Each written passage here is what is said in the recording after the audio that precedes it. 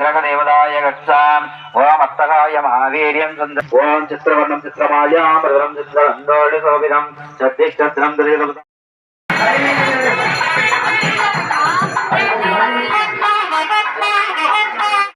எல்லாவோ கேட்டார்.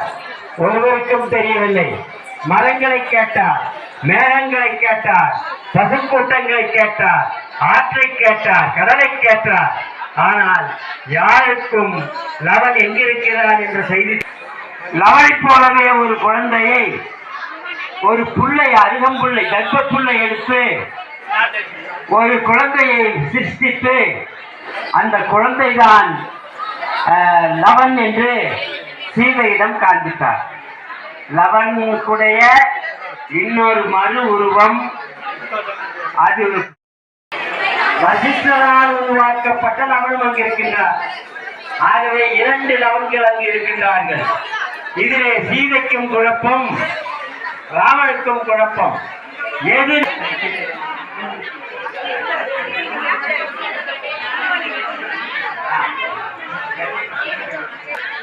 அதற்கு பிறகு லவனுக்கு ஒரு சோதனை அளித்தார் ராமன். அவருக்கு அரவணையினாலும் உள்ளே நெருப்புக்குள்ளே இறங்கி வந்த லவன் மீண்டும் வெளியே வரும்போது இரண்டு லவன்களாக வந்தார்கள்.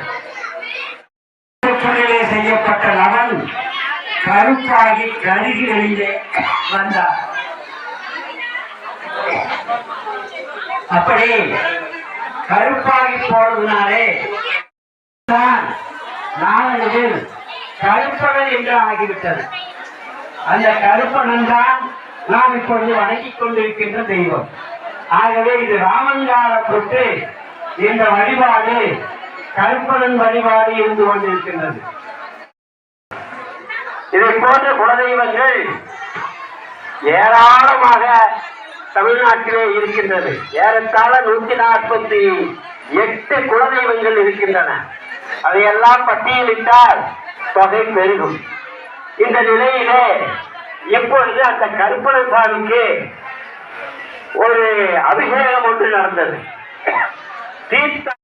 स्वामिनं वन्दे भेडेषु संस्थिताम् ओम पुरं कृष्ण स्वामिने विद्महे रुद्रपुत्राय धीमहि तन्नो भीमः प्रचोदयात् स्वाहा महाकरुप्राय स्वामी देवतायं नमः ओम पुरं कृष्ण स्वामिने विद्महे रुद्रपुत्राय धीमहि तन्नो भीमः प्रचोदयात् स्वाहा धीमहि तन्नो दर्पन्न प्रचोदयात् स्वाहा दर्पन्न स्वामी देवताय नमः भवामणिदादाय दर्पन्न स्वामी देवताय नमः भवान् ब्रह्मष्टस्वामिने विद्महे रुद्रभद्रा दर्प स्वामी देवताय नमः भवामणिदादाय विद्महे महासासा परिवाराय धीमहि तन्नो दर्पन्न प्रचोदयात् स्वाहा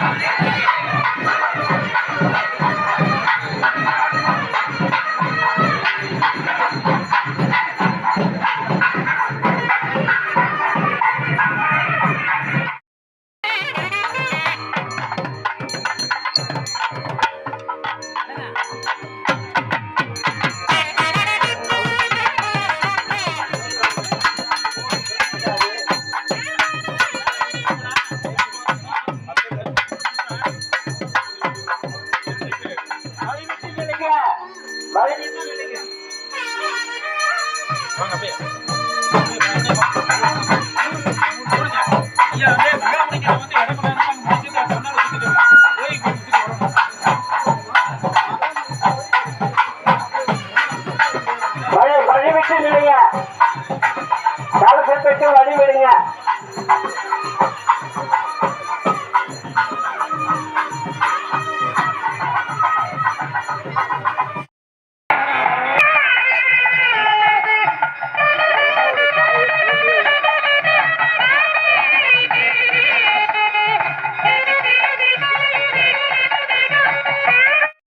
உலகத்திற்காக அதை நிரூபிக்க விரும்பினார். அந்த வகையிலே அவர் சீதையை நெருப்பிலே இறங்கி வர சொன்னார். நெருப்பிலே இறங்கி வர சொன்னார். அதை கேட்டு கணவன் சொல்லுக்கு மீறி செயல்படக்கூடாது என்ற காரணத்தினால் சீதை அந்த நெருப்பிலே இறங்கினார். நெருப்பிலே இறங்கி தூய்மையுடையவளாக மேலே வந்தார். தூய்மையுடையவளாக மேலே வந்ததற்கு பிறகு தேசம் ஊற்றப்பட்டிருக்கிறது. அது எங்கிருந்து வந்திருக்கிறது என்பதை நீங்கள் தெரிந்து கொண்டால் மிகவும் நன்றாக இருக்கும். 82 கோயில்களில் இருந்து தீர்த்தம் கொண்டு வரப்பட்டிருக்கிறது.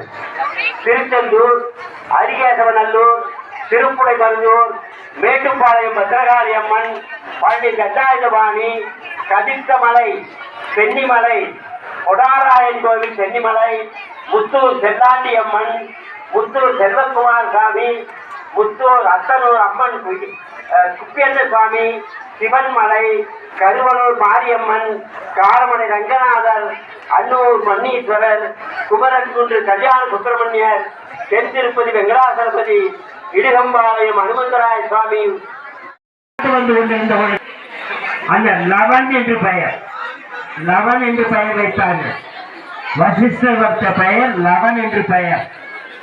இப்படி லவன் வளர்ந்து கொண்டிருக்கின்றான். வளர்ந்து கொண்டிருக்கும் பொழுது ஒரு நாள் பூஜைக்கு மலர் பறிப்பதற்காக